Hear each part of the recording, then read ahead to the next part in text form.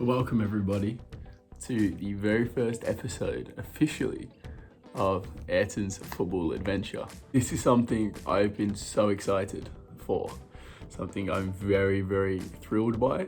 I've got so many good guests, so many good topics, so many points of conversation. I genuinely cannot wait for this to go down. Right now, the setup is horrendous. I apologize. My setup in my apartment is gonna be done. I'm gonna sort that out. It's gonna take a bit of time, but we're gonna transition through this. What you guys can expect, realistically, there's a whole lot you can expect. I have got professional players, professional coaches, college coaches, friends, family, you name it, all different types of people. We're gonna have some big group podcast sessions. We're gonna have some one-on-one sessions where a bit more bouncing back and forth like an interview. And then we're gonna have others that are just free flowing, open talking, throw a couple of topics out there. Here we go. We're gonna dip our toe in all the different aspects of football. Like I said, the past, the present, and the future. So I'm so excited for this, guys. I literally cannot wait to express this and share this with you. This first episode, realistically, what I'm doing with this episode is I'm going to talk about me. I'm going to talk about myself. This is just me and you getting to know each other a little bit more. I've got a bunch of questions that I've had lined up by a couple of people. I asked them to throw me some questions and I'm going to bounce and answer them so you guys can get to know me a little bit more and understand everything that's going to happen in this process. So my very first question was obviously, tell us about yourself. So it's very simple. I am Ayrton. I was born in Coventry. I'm actually wearing the shirt today. I didn't even realize that for this podcast, so that's amazing. I was born in Coventry, England. I grew up in Melbourne, Australia, and currently reside in Indiana, United States of America. I've been all over the place. It's honestly crazy. When I look back, all the different ventures and places I've lived, that is ridiculous. It's a tattoo that I want to get. I know I get asked about my tattoos a lot, but that's a tattoo I want to get. I want to get the postcodes of everywhere I've lived and spent a majority amount of time. I think that'd be sick. But about myself and my football journey, I guess you could say. I grew up in England. I played for a club called Firefighters FC. I played there, I think, my entire junior career. I actually played and did this Saturday league, Sunday league as well that was on the side. I always used to do that since I could walk. I was like 3 years old when I joined that. There was all these ex-pros, ex-coaches that used to lead it. It was fantastic, honestly. And then I was getting to the age where I was getting picked up in academies, right? And it was Coventry City and Birmingham City. And during those times, I was actually meant to move to Australia. So I was very hit and miss with Coventry and Birmingham. Things didn't pan out because obviously I moved countries, right? If I could go back in time, I always say to my parents, I would love, if I could go back, obviously I have no regrets because I think my journey and my story is amazing. But I would have loved to have seen myself push through an academy from 5 years old to see if I would have got cut before I was 16, would I have made it through, would I have had that type of journey. It's amazing to see people that have that type of journey, but I'm so happy to be in the journey I'm on as well. It's a crazy journey. It's one that I'm very excited to continue, so that's been amazing. So yeah, pretty much just grew up in Coventry, England, playing football there. It was fantastic. Worked my way, I think I got till 9 and moved to Australia. I played the highest level I could in Australia instantly, straight away, in the FFV, Football Federation Victoria, the state that I lived in. Played for a very good club, Ayrton City. That was my first club. At this stage in my career, I was still a striker.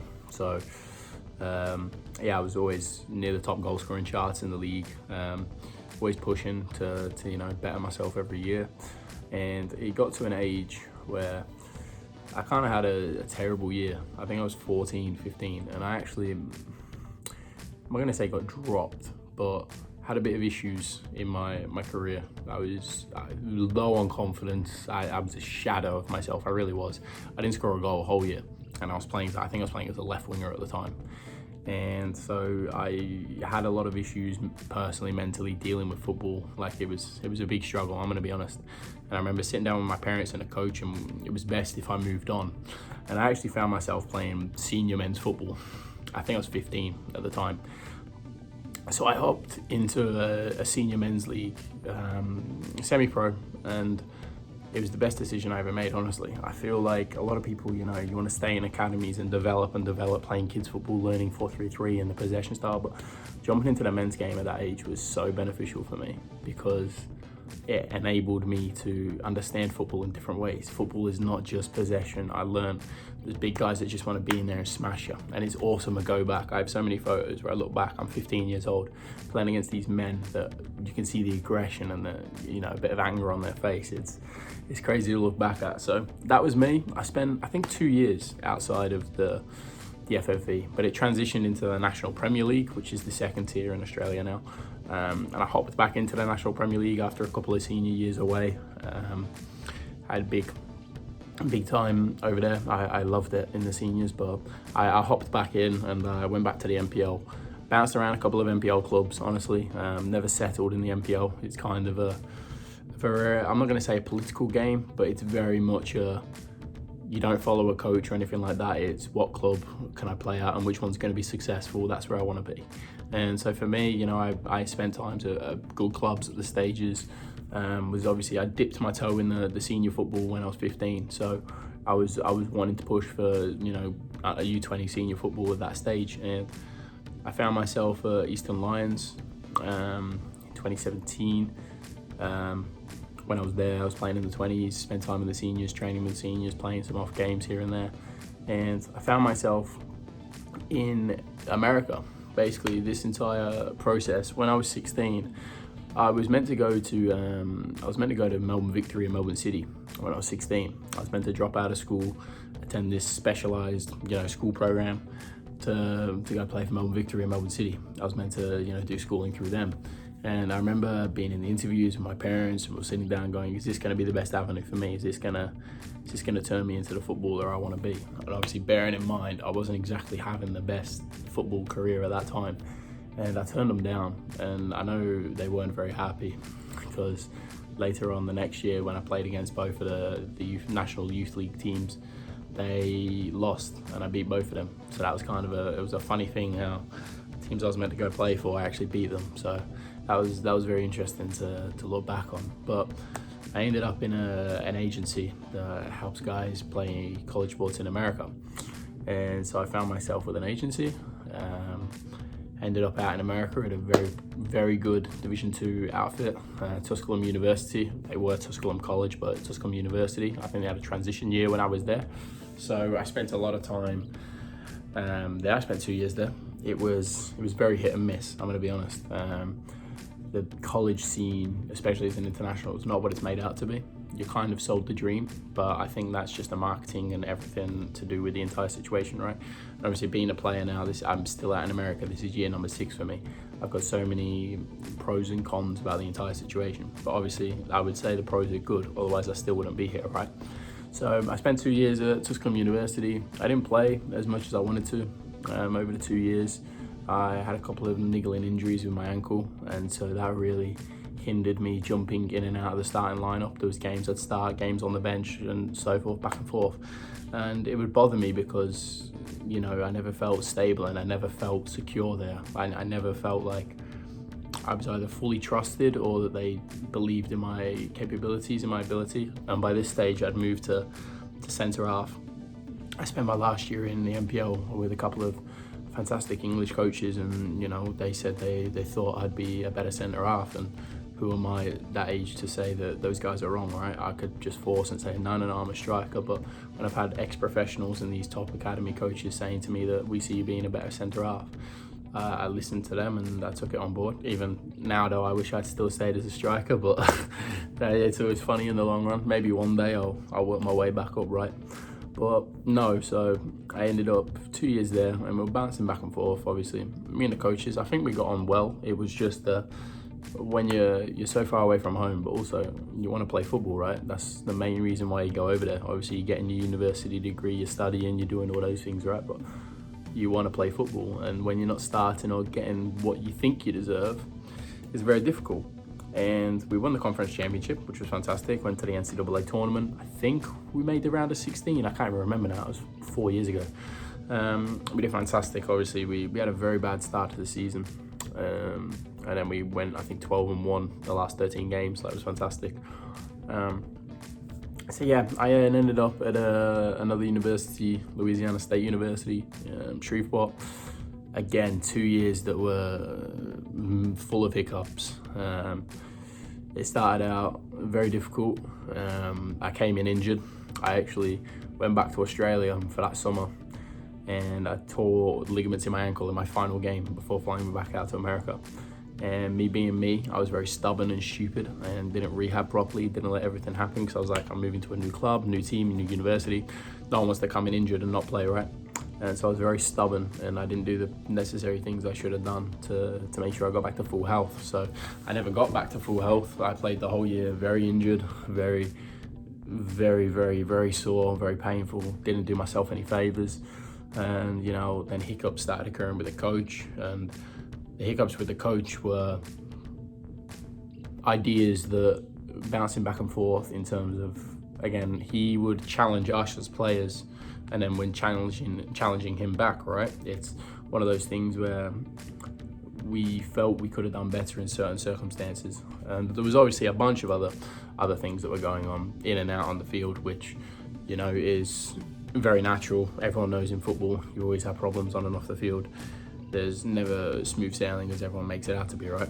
And I think that's something that I'm very happy to talk about with you guys here, because I've been through it now and it's okay to talk about. Obviously at the time and place, it's probably not the right place to talk about. But no, I had a coach there that I can say we had a very on and off relationship. But at the end of the day, the one thing I can say about that man is he's very committed. He's very committed and very dedicated to his work. He wants his craft to be as good as possible. He has his plan, he has his vision, he has his ideas, and that's what he's going to pursue. And I cannot question the man in that regard. It's very good. And we unfortunately fell short my 2 years there. We lost 2 conference finals, 2 runners-up, national tournament. Never hit the heights that we should have. Let's put it that way. We definitely should have been doing much better than what we were. We had good results throughout both years as well. I mean, we beat the number 2 team in the nation, and then we beat, I think it was number 15 and number 19 or something on the road, back to back in 2 days on the road. So we had good results. We weren't living up to the expectations. We weren't performing maybe as well as we should have. So I had two very on and off years there. I mean, my senior year individually, I was starting to do things very well.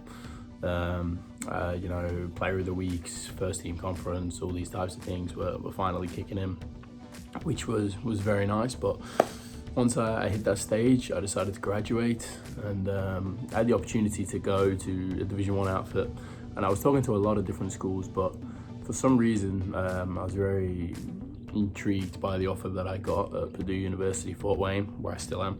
And I have to thank a couple of coaches. Mike Reyes, who runs College Dreamers. He is the volunteer assistant coach at Barry University, and his actual College Dreamers has now got a full-time partnership with Inter Miami. So this is a man that has worked very hard at his craft, fantastic footballer, and just a fantastic person. So I give him a lot of credit for helping me out and putting me on this stage.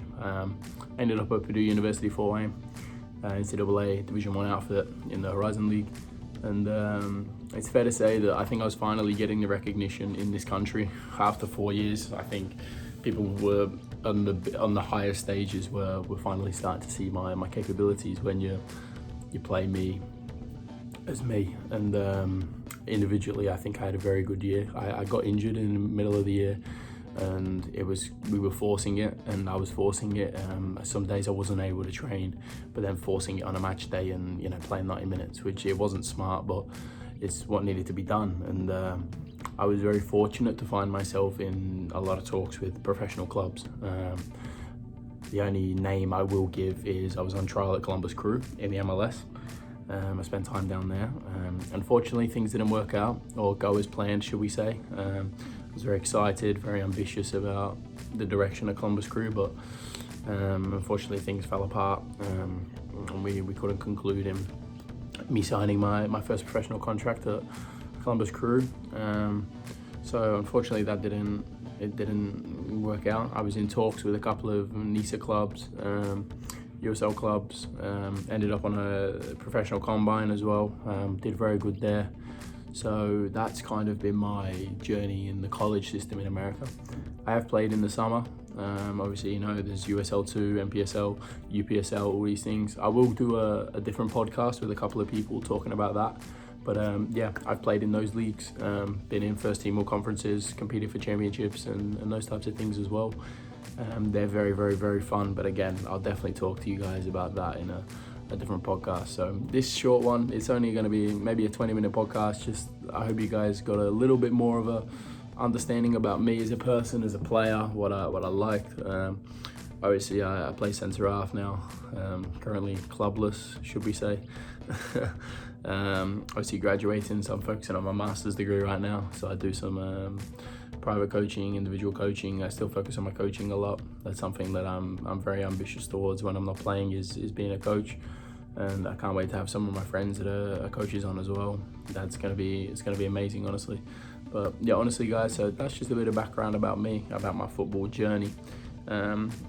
And there was a couple of questions I got asked. These are just a bit more banterous, friendly vibes, just to, we want to enjoy the podcast as well. We don't want it to always be serious and, like an interview where we just ask some questions. So I actually got asked a couple of questions, which are football related, of course. So we'll keep to that topic. But the first question is, let me see, footballing idol. There's definitely two. David Beckham was one, growing up as a kid, England captain, Manchester United. Ultimate professional, right? I think he's one of the most underrated footballers in the world. Still to this day, I think people underappreciate how good that man was. And Cristiano Ronaldo, I mean, I don't think anyone needs any explanation as to why it's that man, right? So yeah, we'll definitely say that.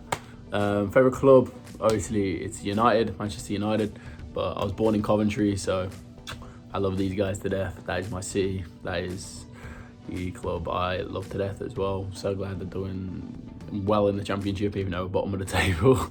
But we're gonna climb, so we're all good there. But yeah, my club's United, so that was tough growing up, I'm not gonna lie, because the glory period after I moved, when I went to Australia, we went downhill, right? The glory days had ended. It was all Manchester City, Liverpool, Chelsea from here on out, so it's been kind of difficult being a United fan, I can't lie. Okay, next question. Favorite thing about football? That's a great question. My favorite thing about football,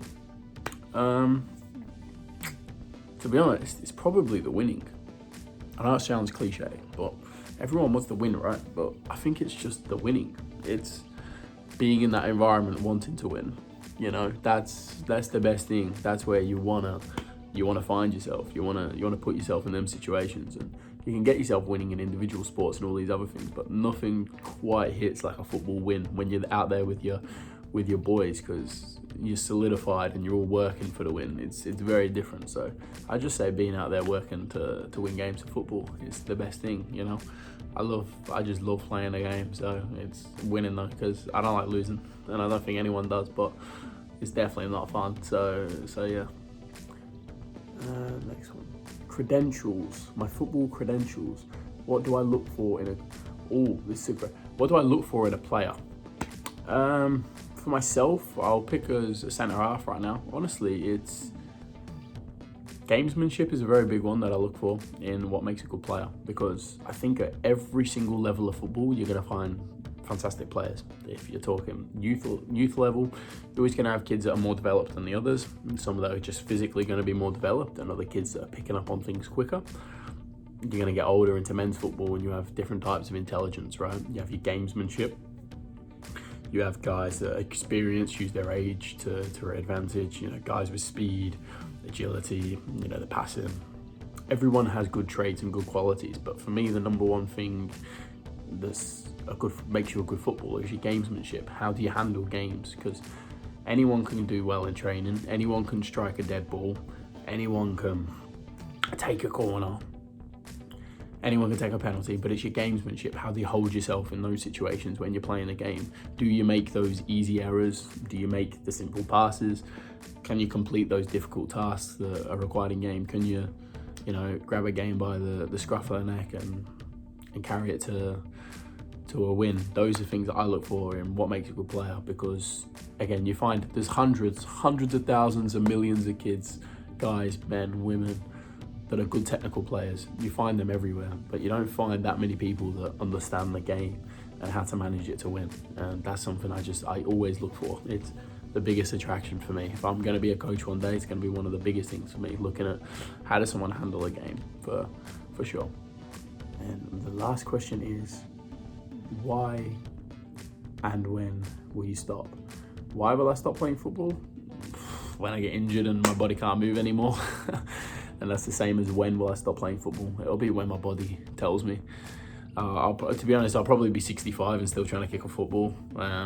But no, I love coaching, so I'd say I'm excited for when my football venture playing is done, because it's a long process, right? I think for some guys they're not ready to give it up. I'm glad I'm not at that stage yet, but obviously I know a few people that are coaching now that have given up the true ambition or aspirations. So yeah, that's something that I will say. Oh no, I have one more question, and it says future plans. That is the great way to end this, because my future plans are announcing soon. In a couple of months I will have key announcements for everyone. So I guess you guys will find out from these podcasts in future videos where my football is taking me, because there's definitely news. There's very exciting news. There's very good news. Obviously, some people might grasp or have an indication now of what that means, but you guys will learn out very soon. So I'm just going to end this very first podcast here. I know this is a very different one because it's just me talking to you guys for a camera, which is obviously for some people a bit weird, but I'm totally okay with it. Hope you guys enjoyed this. This is Ayrton's Football Adventure, episode 1.